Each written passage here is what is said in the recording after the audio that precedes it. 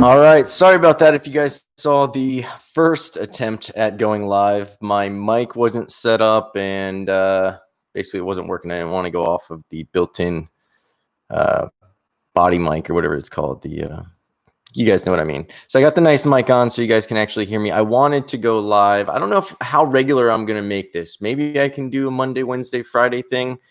Maybe that'll be too much. I don't know. But I'm not going to talk specifically meal prep stuff. So if you're tuning in just for that, I will discuss more about what's going on. But I kind of had some ideas on some stuff that I wanted to talk to you about that I was compelled to talk to you about when I was meditating today. So that's the first thing I want to talk to you guys about is meditation. I've been trying for years. A lot of people struggle with it. I think most people struggle with it. It's a constant pursuit. I don't think it's anything that is really meant to be mastered easily. I think that's really what life is. There's never an easy point in life. Same thing, with business or education. There's always something more that you can learn. You never feel like you have enough. I think meditation is definitely one of those things. One of the hacks, or several of the hacks, I should say, that I've been getting into lately are what I want to discuss because it kind of came to me, and I've been getting these epiphanies really while meditating. Actually, the tattoo on my chest is another thing that it felt like it was fed to me, almost like I was remembering it or the idea created itself. I've got a big tattoo across my chest that came to me during meditation years ago. And I get these clear insights every once in a while. And I've recently got back into a new kind of excitement for meditation. And it's from Abraham Hicks. I don't know how many of you are familiar with Abraham Hicks. A lot of you are probably familiar with The Secret. And as it's explained through the Abraham Hicks books, I believe there's a series of 4 books, and they've got a ton of, so definitely YouTube it. There's a bunch of information on Abraham Hicks, but they have a meditation app that I've been following.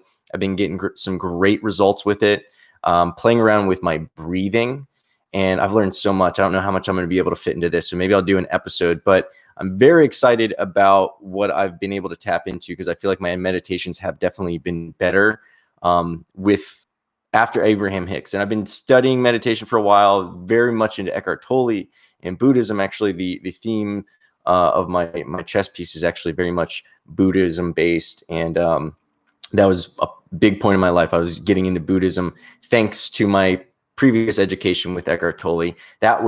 My mind was already open to Eckhart Tolle because I think probably something like The Secret was probably really the first thing that got me open to the woo-woo stuff. I like calling it the woo-woo stuff. We know what that is, the meditation and crystals and essential oils. And I don't know how much of that stuff I believe in, but I definitely do lend some credibility to anything that's lasted for eons. And I don't know extensively about all of it. I can't give you all the benefits and all the science or anything behind that, but I know from anecdotal evidence, when I meditate, I do feel better. There have been a lot of times where I feel like the meditation is almost like a waste of time, where I don't get into that feeling or anything. So here's one of the tips that I've found works for me now. And I'll preface this by saying that just like the information that I was attracted to before, like Eckhart Tolle, for instance, I had to be on his frequency. And I've explained that to other people I've introduced Eckhart Tolle to. You have to be on that frequency and you can't rush it. When you're not on that frequency and you're exposed to information that you don't have the interest or thirst for, sometimes it bounces off you and you're just like, it just doesn't jive with you. You might circle back to that after some other experiences, after your frequency has changed and you're more tuned into that channel, and you'll hear the same information or get the same advice, and it just, for some reason, it will just click. So Eckhart Tolle is one of those examples. I heard this weird dude's name, Eckhart Tolle, didn't have an extensive conversation, got a general idea, like he's some kind of philosopher, woo-woo kind of stuff, like, yeah, that's working for you, that's great, in the conversation that I had with someone. It was years later when I was then in this point in my life where I was searching for something, and I was like, I want to learn more about that stuff. And I kind of had an experience years before where I was kind of trying to get into the spiritual kind of stuff. And I was just like, what's the first step at getting back into that stuff? And the name Eckhart Tolle clicked in. So the thing I want to start with is your frequency will change as you are exposed to different things. Your perspective changes, the things that interest you change. So just because you're not getting traction with meditation now doesn't mean that you with persistence and education and changing your perspective, you might just have to approach it a different way. You have to think about it a different way. And maybe some of my tips and tricks and the other tips and tricks that you're going to find on YouTube and Facebook and the internets, they might not work for you initially, but still keep trying them. Try them again. Try them in 6 months. Try them in 6 years. But try to find something else, because there is something that's real there. And just because you're not tapping into it doesn't mean that you can't. I would feel that way sometimes, where it's just like you just feel like, this is something for like monks. I need to do 50 years of this before I really start getting it. No, that's one of the messages I've learned through Buddha himself. Well, not directly through him, of course. Eckhart Tolle and Abraham Hicks, is they talk about how you're able to tap into that. Like you can tap into nirvana or happiness, peace, bliss, whatever you want to name it. You can tap into that at any point in any situation. That's a choice that we forget we have. And it's very hard to believe it, because we've got all this other stuff that seems very real that's distracting us. And we have an entire life of not believing that there's anything magic or anything beyond what we can see, touch, feel, taste, and experience. But there definitely is. So in any case, I say all that to just say, if this stuff doesn't work for you, I think it will, but keep trying it. Persistence, because I've tried meditation with a myriad of different outcomes for years. And most of my meditations were not very successful, I would say.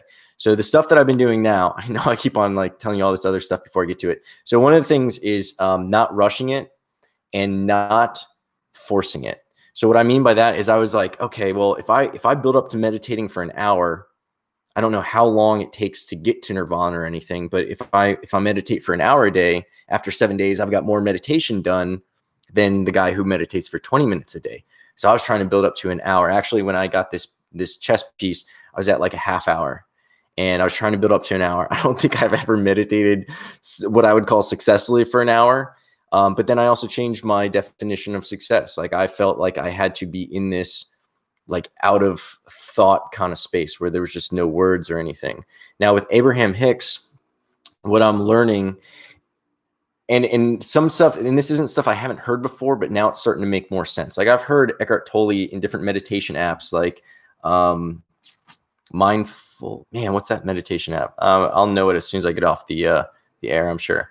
So in any case, I've heard this explained before, where you don't try to stop your mind. You just let the thoughts kind of go. And one of the best analogies I've heard is you just let them float like clouds. They're just there. You can observe them. Don't engage in them. Don't get lost in them. Don't sit there and look at the details of the cloud. Just know, like, okay, there's a thought. Oh, you should check your emails. Okay, check my emails. You just let it go. Don't go into specific emails. Don't go, oh no, I don't want all these email thoughts. Anytime you're creating dialogue, what I've noticed is the dialogue in my head, the words. When there's words, it kind of pulls me out of it. So instead of forcing that or forcing a certain amount of time or anything, now I'm getting more comfortable with meditating to the point where I feel like I've done it enough. Even if I only get 5 minutes of meditation in, like I want to get at least 2 to 5 minutes. I mean, come on, who can't do that? But I think what's really important about it is it's showing me that I'm putting aside time for myself, which my subconscious, my inner me is watching and appreciating and saying, okay, I do have value. I do have some power, because I'm big enough part of my own life to set aside time and not do the emails right now and not rush to start the coffee right now or jump into my day. Because I've got lists. I've got lists everywhere. I've got a whiteboard of lists. I've got always reminders of all the stuff that I have to do. And yeah, meditate is written on that list, and it's probably on that list over there too. But there's another 100 things, bearing it. So that's the most important thing, I think, is the habit of constantly doing it. Do it for 5 minutes, do it for 15. The app that I've been using right now, it's the Abraham Hicks app. They have guided meditation on there, which I love, because guided meditation fights with my inner dialogue. It gives me something that distracts me. And even when I start zoning out of the words that they're using, and I maybe get lost in a little bit of a thought that comes up, a little tangent, a little cloud that I get distracted by, that more intrusive voice is there. And what I shouldn't say more intrusive, what I should say is there's something there to remind me and guide me back onto the path, right? So that's the first thing I wanted to cover, is not to rush it or force it or set some kind of a lofty expectation, just to get the reps in. The one thing, and I don't know if this is anybody else's quote, but it's something I believe I made up. But I'm reluctant to take credit for it because it sounds like something that just existed already. But no matter how long, the quote is this. Here's where the open quotes start. No matter, sorry, I already messed it up. Meditating is like breathing. No matter how long it's been since you've last done it, it's probably a good idea to do it now. Right? That's a good one, right? Sounds like someone else said it. Someone smarter than me. Well, that's something I remind myself. Whether or not I came up with it, we can dispute that. I'll have to Google it, I guess. It'd probably be worth the Google. But that is something that I try to remind myself. So even in the mornings where it's like, oh, I don't have enough time. I got to be out the door in 15 minutes. Like, dude, take 2 minutes. Take 2 minutes just to show your inner self that you can pause. It's like, imagine having like a little kid inside of you. We're all just kids that have like, we're in these bodies that have gotten older and we have all these rules and all this other bullshit put on us. But at the end of the day, like, you still want to play, right? Like, you still, maybe cartoons aren't the first thing you want to watch, but like, you want to play some video games, you want to play around, you want to laugh, you want to do all the kids, all the things that kids want to do. So treat your inner self just like you would a kid. You wouldn't rush out the door without, kissing your kid goodbye. And one thing that I do like about Abraham Hicks, one of the many things, another thing is they've helped me realize, and I don't want to get too much into it because it's hard to explain the difference that Abraham Hicks's story or whatever is. And Abraham Hicks isn't a person, and that's another thing to explain. So we won't get into it, but it goes along with The Secret. If you're into Eckhart Tolle, Secret, Buddhism, spirituality, check out Abraham Hicks. But one of the things that is taught through Abraham Hicks theories, methodology, I don't even know if that's the right thing. I should be calling it Abraham Hicks vortex or something like that. One of the things that's taught is there's a line about like 15 minutes a day is like all you need. You don't need to be doing 3 meditations a day or hours a day of meditation. Abraham Hicks teaches that life is meant to be experienced, not to be locked away meditating about things. So it's like you want to tune into that frequency, get a recharge of your battery. What I've been able to do, and I'll get more into it later, but I've been able to get to this point where relatively consistently now over the last probably month or so, when I do meditate, I'd say at least like 3 out of 5 times, I'm able to experience what I refer to as bliss. Now, it's hard to experience, or it's hard to describe it. But I feel like when I say bliss, people know what I mean. Like, we all know what the word means, but to feel that bliss, like I feel it physically, and like I get this uncontrollable smile on my face. It happened this morning. The first time it's happened in a long time happened about a month ago, and I found that the time right before you go to sleep and the time right when you wake up, you're kind of in that half state. And I know a lot of meditators talk about this, or meditation people. I don't know what you call them. I don't know anything about this stuff. I'm just going through it myself, trying to share my experience. So forgive me for a lack of terminology. But in any case, those times are like magical times. It's like you're tuning into that other dimension. You're kind of in it when you're dreaming, and I feel like you maybe can't take those experiences with us. It doesn't work in this brain like this. It doesn't run on this software, right? So it's like hard for us to really understand dreams, even though in that time the dreams make so much sense. It's like, oh yeah, of course, people have always flown as long as they're able to think happy thoughts, or like I'm always able to float when the lights are off. Things like that. And then you wake up and you're like, wait, what the hell was I thinking about? Like, everyone flew and the sky was green, like, but it made so much sense at that time. I feel like there's still that little bit of essence right when you're slipping into it and right when you're coming out of it. That's a little magic. So that's when I started with, I was really trying to get consistent with the Abraham Hicks guided meditations, and they had breathing involved with that too. And I've done breathing meditations, but it's normally counting the breath. I haven't had some that are guided meditations that also tell you to breathe, right? It's normally a visualization thing, or telling you when to breathe, or it's just some ambient noise or whatever else. So this is the first, and I'm not saying it doesn't exist, but this is the first one I can remember that I've done that. So that probably contributed to it as well. I was listening to one of their tracks that was talking about, I think like financial abundance or general well-being. They have like 4 or 5 of them there. You listen to different ones depending on what your mood is, what you feel you need. One's on relationships, you get the point. And the breathing I had this thing that clicked in my head where the way the breathing is patterned is you breathe in, breathe out on instruction, and you kind of hold it out. And then she'll say something. She'll speak about stuff, some positive stuff.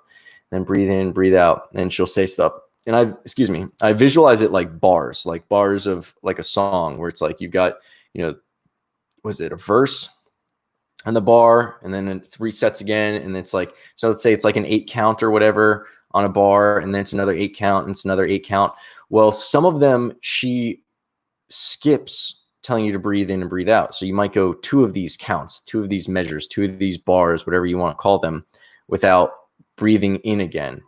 And there's this panic that sets in, right? When you just sit there and you hold your breath and you're waiting for somebody else to give you the permission to breathe, there's this like little panic where I'm like, I feel like I got to hold it out, otherwise I'm failing at this thing. And like this weird thing snapped in my head where I realized that the breathing was my choice.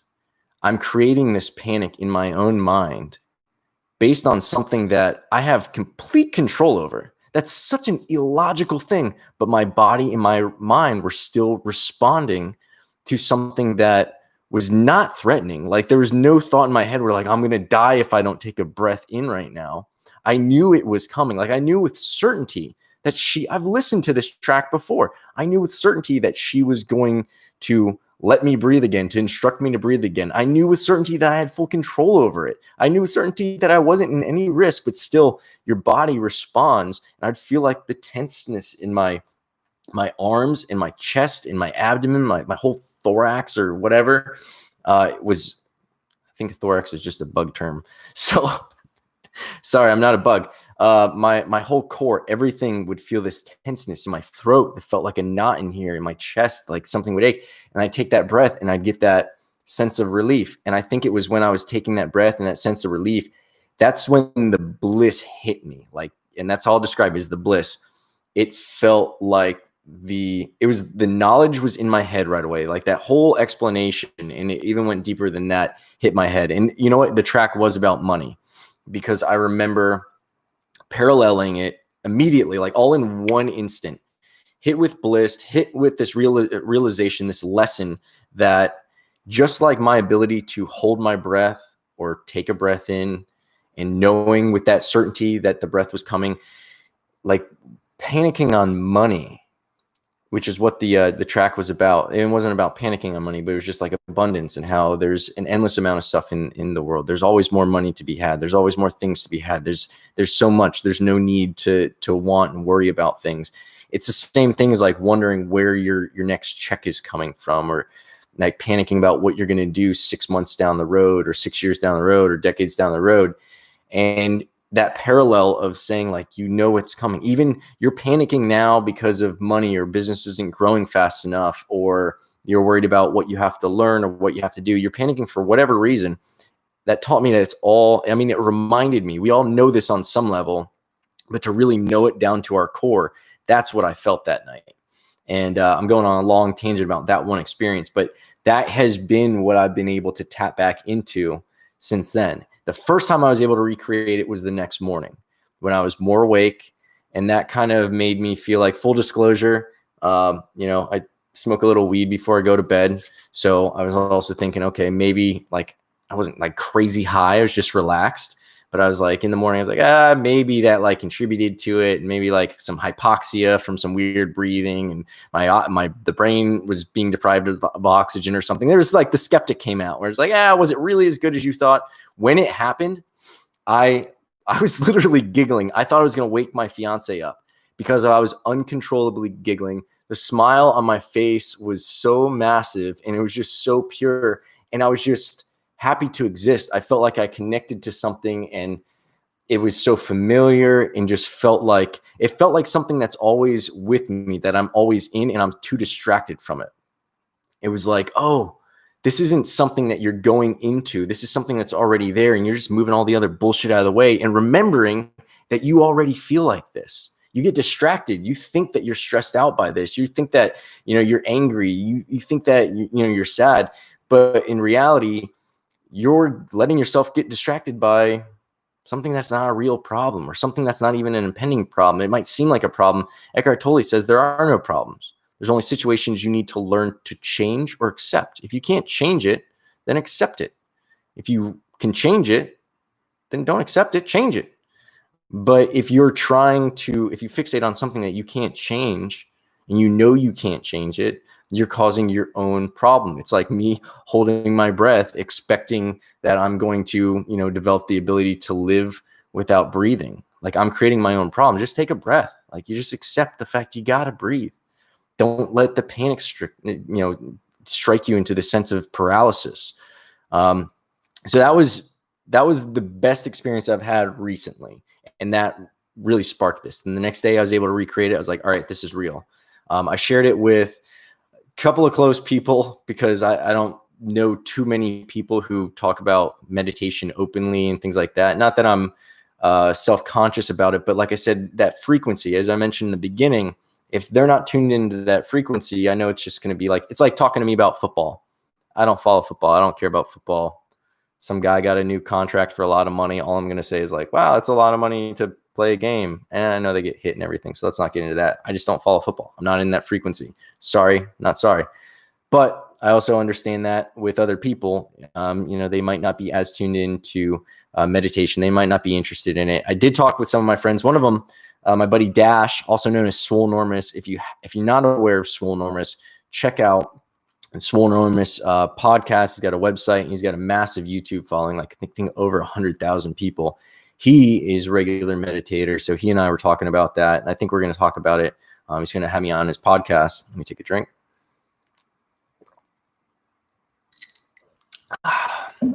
That's just cold brew coffee, by the way. I like it in these small glasses. I don't know why. Maybe it's because it makes me feel like I'm drinking a scotch and it's something special to be savored. But no, it's just cold brew coffee, black. Another new little habit I've been enjoying. At Fit Food Fresh, we've got a fridge full of energy drinks. And while they are delicious, you end up just starting to crave them just for the taste almost. I find myself at like 11 at night wanting to drink a Bang, or what's the other one? Celsius, and the new Rock Stars. They've got some new Rock Stars that are delicious as well. I've also heard that caffeine lowers your vibrational frequency, so I shouldn't be drinking that. There was actually a time when I was into the Buddhism stuff hard. Like, it was the first time I learned about Buddhism. So I just resonated with so much stuff that I already believed in. Eckhart Tolle changed my life, and he discusses Buddhism. He discusses Christianity, Judaism, Sufism, like all the different religions, because at the core of it, I don't care what you believe.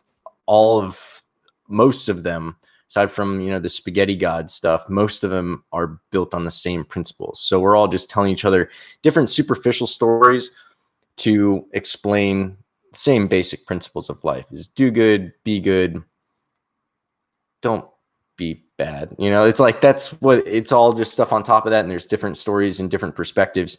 But Eckhart Tolle does a really good job at from my perspective. Eckhart Tolle was perfect for me because I was coming more from the analytical Western kind of world. So his ability to weave in, I would say, the Eastern philosophies and religion and fables and stuff like that with the Western kind of more clinical, psychological kind of context.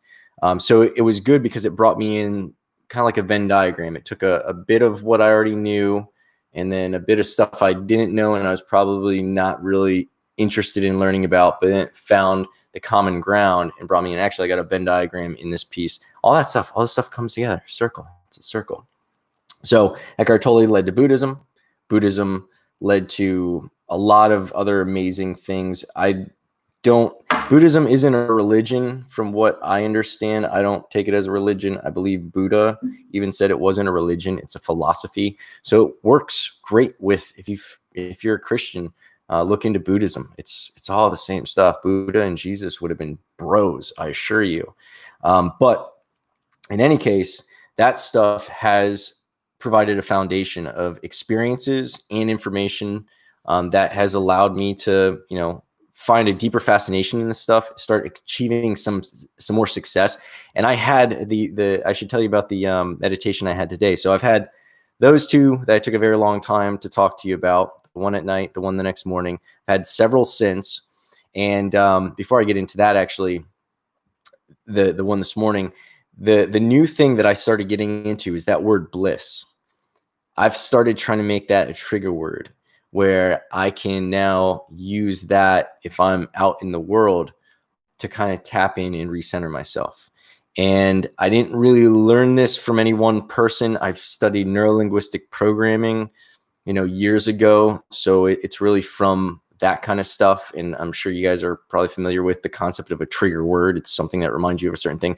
If you're able to have, as soon as you have that positive experience meditating, and it's almost like this, it feels like a muscle that I forgot I can flex. And I feel it like when I have that feeling of bliss, not only do I feel just like elated and relief and excitement for everything. I'm excited for this moment that I'm in. I'm excited to be here. I'm starting to feel it now, describing it. And it's just like the words just stop in my head and I'm just sitting there, and it's like, so they'll float up to the top in these almost not even complete sentences of words. And even that will kind of start pulling me out of it. So I try not to like focus and report back to myself, because a lot of us have that inner narrator, which at least I do. I'm assuming a lot of people have this, where you are constantly telling yourself what's going on and making judgments and making assessments and putting names on stuff like bliss and this feels good and this is amazing and I'm finally doing it. When that happens, when you're meditating, it pulls you out. That first night, I started with the dialogue where I was like, I would literally just think of anything like, I hope I don't wake her up, and it would start pulling me back. And like, this feels so amazing. Start pulling me back. I wonder how long this is going to last. Starts pulling me back. It doesn't matter how long it's going to last. As soon as you start thinking about how long this is going to last, or thinking about the experience itself, you're no longer experiencing, you're thinking. So that's one thing you want to let go. But that word bliss, I've made a trigger word, and I try to use it selectively. I can do it now while driving, and I just patiently relax, and it's like I hope for it to happen, and I let myself accept the fact that it's not going to happen 100% of the time. But that trigger word helps, and I try to use that outside when I'm not meditating, and then when I'm meditating to draw me back to like what that feeling is.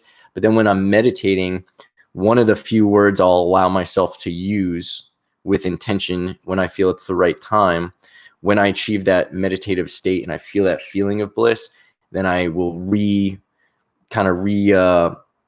connect that word bliss, like remind it. Like if you give your dog a treat every time he sees you, you're probably gonna have a really friendly dog.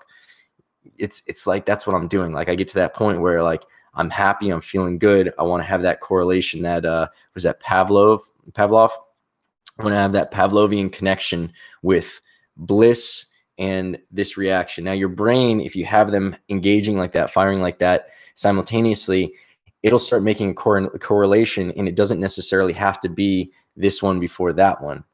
If they're happening simultaneously, it'll just make a correlation where it's like, oh, when this word is being said in my head and I'm like opening myself to this experience as well, this experience, this feeling is triggered. I'm able to go back to this state. These neurons are going to be firing. At least that's what I'm trying to achieve, where those neurons, those synapses kind of run a program almost, where it's like, oh, this is the bliss program. Let's just take Casey right back to the bliss program and then follow that state. Smile on my face, feeling good. It's a great way to reset. And I feel it's important to start your day like that, because it's very hard once you have that negative momentum pulling you a certain way. It's hard to reset after that. Now, if you've kind of given yourself that shield, you can have those kind of confrontations during the day, but not only are they not going to go as deep, they're going to not be as bad. You're going to be in a bit more control, but also after the fact, you're closer to presence. It's almost like you could start your day at 0, and you're able to build up a little bit of a bank of good karma, patience, good feeling, whatever you want to call it. You build up that bank, and then something negative happens and cuts you down. Well, maybe it only cuts you down to like a +3 or +4 from a +10. That's not bad. Maybe it just brought you down to 0. Maybe it brought you down to like a -3, but it's better than going to a -10, which is what it would have done to you, right? So you build up that little armor of feel-good momentum, and it makes it easier for you to handle those situations. And then, like I said before, they slide off you. You've already got that momentum going another way. They didn't push you back as far as they would have. So that's why I like doing it in the morning. The reason I like meditating in the evening is just because I feel like you're slipping into that dream state, and I feel like it sets kind of a frequency, or it makes things resonate with you.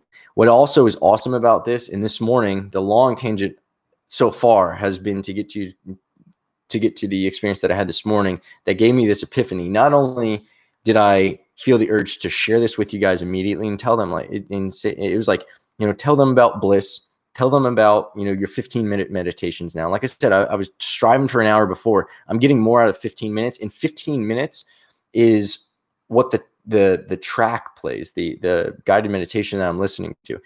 That 15 minutes doesn't mean I'm going to do it for 15 minutes. At 10-minute mark this morning, I already had an overwhelming amount of ideas, and I'll show you the paper. I was like, okay, after this, calm down. The ideas are going to keep coming. If you're meant to have them, they'll come back again.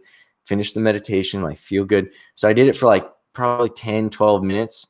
And then I started getting fidgety. And then I started getting into stretching and stuff like that. Then I ended the 15 minutes. So would it be 15 minutes of meditation? No, because when I got into the stretching towards the end, while I was being peaceful, while I was still focusing on my breathing and things like that, I felt like that was kind of taking me out of it.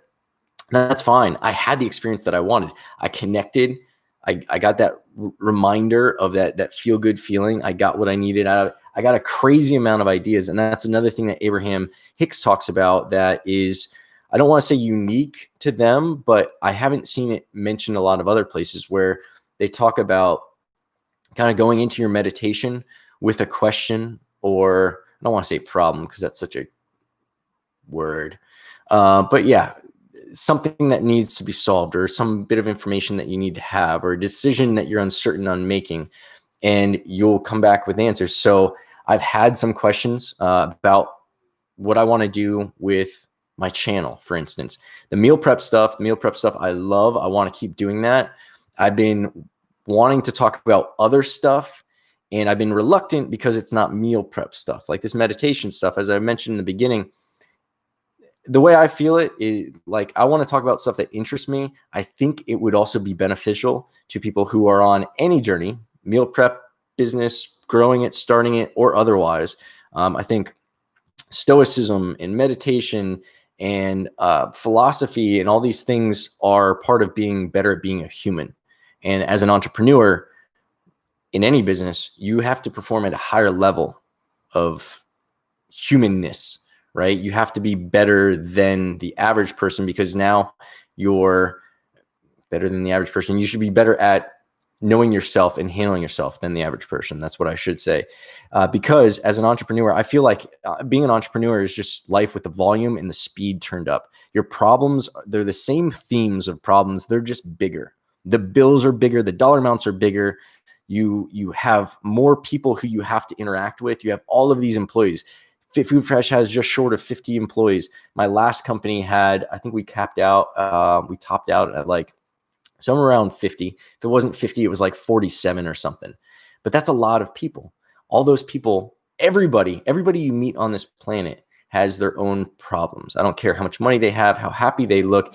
Everyone has their own problems. Some might be handling them better than others. Some might be hiding them better than others. But when you have 50 employees in your space who you have to deal with regularly, that's 50 variables for some kind of conflict or problem. Maybe not with you, maybe with somebody else, maybe with their personal life. Maybe it's not even anything negative. It's just, they got a flat tire and they can't go to work. All of these variables now compound by the fact that you've got all these extra connections in your life. Plus, along with your employees, you've got all your customers. Hundreds of active customers Fit Food Fresh has. Some of these companies have thousands. Now, we probably have a more intimate connection with our customers, and working on site with our employees in the office. Everyone's there. Obviously, that's going to lend to it. But what I'm getting to is you can look at it as two ways. You're going to either be dealing with more problems, or you have more opportunities to learn and grow. But if you're not investing in yourself, in your education, in your the kind of skill you need to develop to handle any type of problem, you're going to really be struggling with business. But what's great is once you start focusing on this high level stuff, like going to personal problems, like the discussions that I have in my personal life, the issues that I have with my personal life, the volume seems way turned down. The conflicts or the confrontations are way easier to deal with. It seems like playground stuff where like I don't even get emotionally riled up most times. I get frustrated maybe, but through business, I've already seen so many catastrophes that to really trigger that, I think it's the basal ganglia to really trigger that reptilian instinct kind of reaction part of my brain takes a lot more, man. Like it's like being tempered through war or something. It's like I've seen some stuff. I'm not going to you got your fist up. I've had rockets shot at me. Like, okay, let's see what the real problem is. I see your fists are up. Let's talk about this. I'm not going to go into like, oh, your fists are up. I got to put my fist up and I got to escalate the situation with a knife or a gun or a bazooka. No, it's just like, this is nothing. Like we can stop this right now. It'll get way worse. Let's not do that. It's not worth me putting up my fist. I want to fix this. And that's all learned through being an entrepreneur.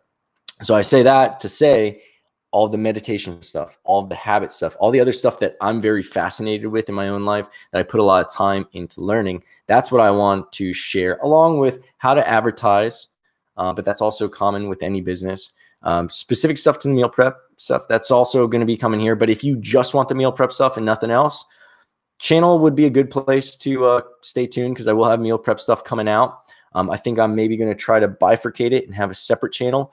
So for those people who don't care about meditation, you're not on that frequency, no problem. You could still go to the Meal Prep or Meal Plan Mafia. There's still the Meal Prep Biz 101.com website, all of that great stuff. I'm going to be putting more and more stuff in there constantly. But on top of that, I'm also going to start getting into more of these other things that just interest me. I've also, through this meditation, and I'll get to some of the other stuff that I thought of. One moment. Here's the list of stuff, all these ideas while meditating. Great ideas too. I'm not going to get into all of them yet because I have this thing about talking about things before they come to fruition and jinxing them. But I came up with ideas were just pouring, and I don't even want to take claim for them being mine because I felt like I tapped into stuff. I've got, so much stuff. I'm really excited. I've got ideas for episodes. I've got ideas for editing. I've got ideas for content. I've got ideas of stuff I want to cover on here. For instance, one of the other things I wanted to mention that I forgot about, good thing I wrote it down here. Try to make your meditation harder. Try to condition your mind to be better at meditating in situations that might not be conducive for meditating. You might want to, turn off the lights, put on some, even listening to a guided meditation. I need to break myself away from that. That word bliss, that trigger word, that is one of my little tricks to start helping me take the meditation out into the real world without me even having to close my eyes. I'm doing it while I'm driving. I'm just thinking bliss, bliss, bliss. Just like relaxing, letting that happen, tapping into it, feeling the smile, building everything else. That's one way to get it out there, because if you're able to tap into that frequency, that meditative frequency, I think that today's word is frequency because I'm using it so much, so frequently.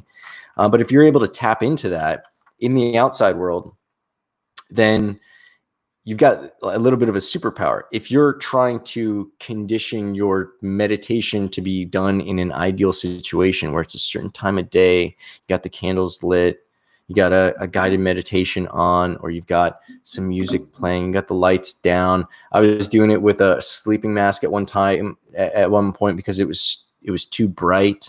I was trying to avoid noises and distracting stuff in the background.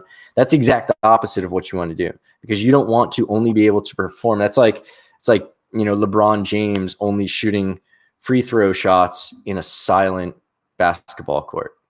As soon as he goes to the real world where he needs to click into that just laser focus shooting stuff, he's going to have some issues doing it in front of a crowd, wouldn't he? That's going to be pretty distracting compared to an empty stadium or an empty basketball court where he's just got silence and the ability to focus, take as many shots as he wants, no pressure. It would be better for him to always practice with some kind of pressure or duress being imposed upon him so he can practice focusing under all that other stuff. Same thing with meditation. Take your meditation to a point where you're trying to like think about like adding weight, like making it a little bit harder on yourself, doing it in the daylight. I mean, unfortunately for meditation, at least, fortunately for meditation, the sun happens to come out just about every day, right? So if you're trying to meditate during the day and you don't have your eye mask, like poor me, I used to have to do it with the eye mask.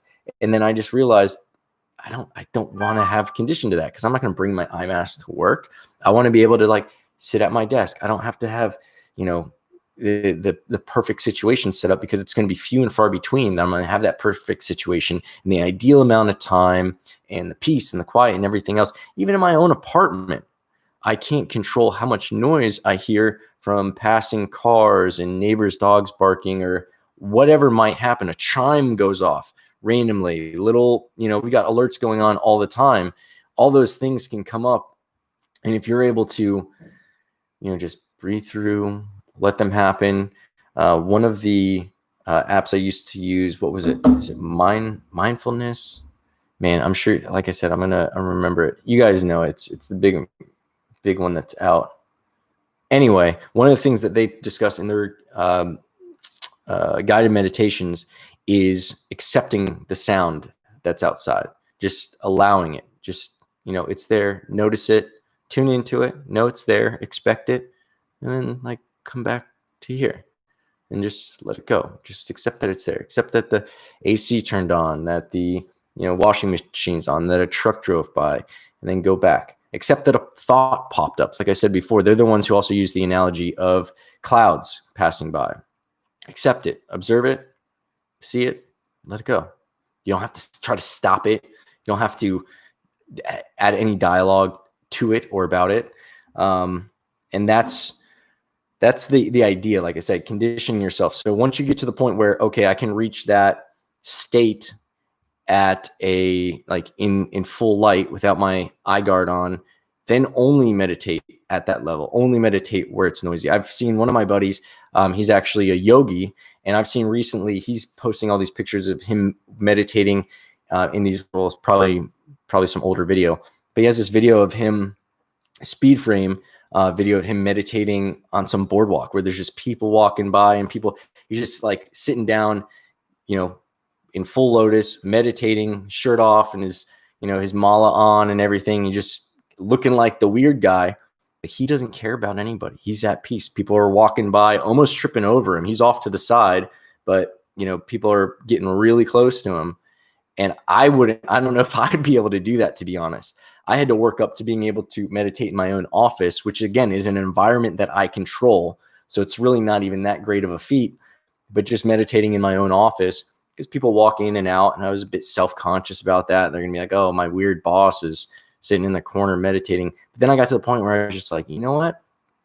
I don't care, because odds are they're probably not going to judge me as much as I think they are.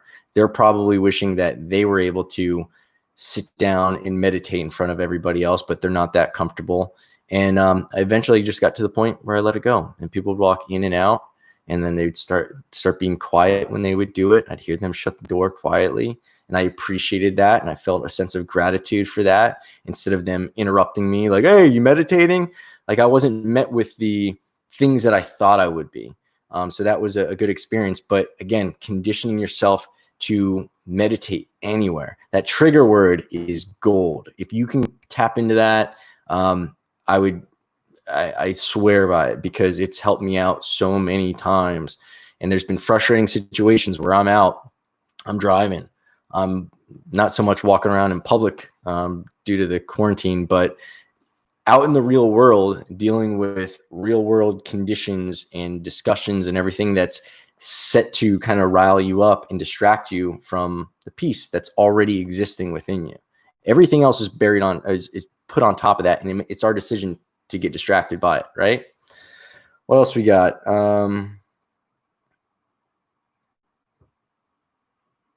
Stretching before, especially in the morning, what I normally do, and I didn't do it this morning. Remember how I said the last 3 to 5 minutes of my meditation, my 15-minute allotted guided meditation time, I was stretching. Normally what I do is I try to stretch before I go into the meditation. I didn't even think about it this time. I was just so eager to get into the meditation. And normally I stretch for a couple of reasons. Not only is it good to stretch, obviously, but before you're about to sit down for 10 or 15 minutes, I don't know about you, maybe it's because I've got ADD or something, but I can't, it drives me insane. That's torture. Telling me to be still is nuts. So if I stretch and I give my body the movement that it wants, and I kind of feel all the knots and everything else, get it all out, get that movement in, get the kind of jitters and the fidgetiness out, then you're able to concentrate more on the meditation and really connect with the feeling. And you have your body awake at that time. You got, after stretching and getting everything mobilized and really feeling where the aches and pains and knots and everything needs to be loosened up, you're more in tune with your body, which helps bring yourself out of the room and into yourself. That sentence probably didn't make much sense, but I think you guys get what I mean. Connecting with the feeling, that's another note that I had here, especially with the trigger word. You want that trigger word, and use bliss. It's a beautiful one-syllable word. It's very descriptive of exactly what you want. It even sounds like what it describes. Just listen. Bliss. Bliss. It's like a perfect word. Peace, I guess it's the sound. In any case, pick your own word, use that word. I don't care. But connect with the feeling. Once you achieve that feeling, let that be the only word that you let come into your mind, and just like peacefully, not bliss, bliss, bliss, bliss, bliss, but just bliss.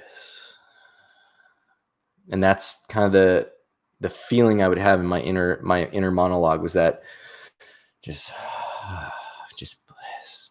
And you get there, like I'm getting good. It's already starting to come up even while I'm talking.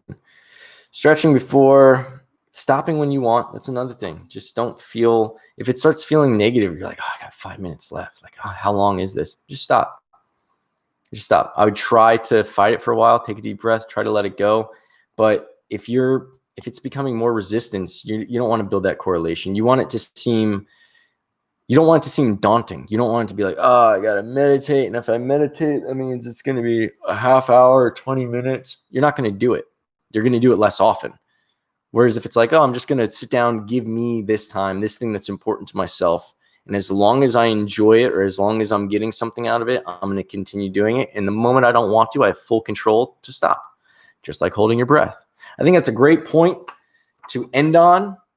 Sorry, I jumped around to a lot of stuff, but I think that's what I'm going to start doing until I can get a better idea of how to structure everything. I also have some interviews that I'm going to be doing. I know I've mentioned some of the interviews before. I kind of wanted to line them up in a succession so I can have my studio set up once. I don't have the lights on because I forgot to turn them on before I went to live. So I got this garbage yellow light and daylight. Sorry, guys. And that's all I got. I got one viewer for most of this. I think I had up to 2. So doesn't resonate with too many people, but hopefully if you found this, whether it's around now or maybe an alien race years in the future and you want to learn how to meditate, I hope this episode helps you out a little bit. I've got more to come. I want to discuss, like I said, meditation, mindset stuff. I've been studying habits. I've got a course that I've been working on. The habit course should be done probably within the next month. And that's going to be a 6-week course. I'm still figuring out exactly how I'm going to execute it. But as soon as that's ready, you'll probably see links below. So if that amount of time has passed since this video has been posted, give a look at the links below. It might be in there, but it's not in there today. What is in there today, a recent video I did on Snapchat advertising. So if you are one of those people with a business, you want to learn about Snapchat advertising, I've got a video, I believe I've got a link in the description notes that takes you to a video. That's a very compelling argument as to why I think Snapchat is awesome and a great thing to take advantage of right now. And then I also have a bunch of links to sign up for information. It takes you to my website, take you to a boot camp on how to start a meal prep business for just $500. Boot camp's free. Tells you again on how to start a meal prep company with just $500. Goes along with that boot camps. All that stuff's free, as well as the order tracking system. Speaking of order tracking system, if you're interested in software to help run your meal prep business, I was supposed to be hearing from the guys regarding my demo. I'm getting a demo set up from what they've told me, where I will have my own account. I'll be able to go in and do some tutorials, and I'm going to show you a badass piece of software that is brand new. These guys are just getting, they've been around for a while, but offering it the way that I'm going to offer it is brand new. It's super cheap for my members. I'm going to be doing everything privately. If you're interested in that, there's a ton more information. I mentioned it in some other videos, so I'm not going to bore you with that. Links in the notes below. Other than that, links, check out my website, subscribe, hit the alerts, meditate. Take some time right now. Go take 5 minutes. I don't care if you're at work. I don't care where you are, what you're doing. You're watching YouTube. What are you going to miss? Go take 5 minutes, give it to yourself, and just go meditate. Go in your car. If you're at work, go in your car. Go in the bathroom. If you were in the bathroom for only 5 minutes, people would not notice. Nowadays, everyone's in the bathroom for like 20 minutes, right? They all start going on their TikToks and YouTubes. Maybe you're watching this right now in the bathroom. Turn this off, meditate, have an amazing day, and I look forward to helping you grow as a business, as an entrepreneur, and as an individual. And I thank you so much for tuning in.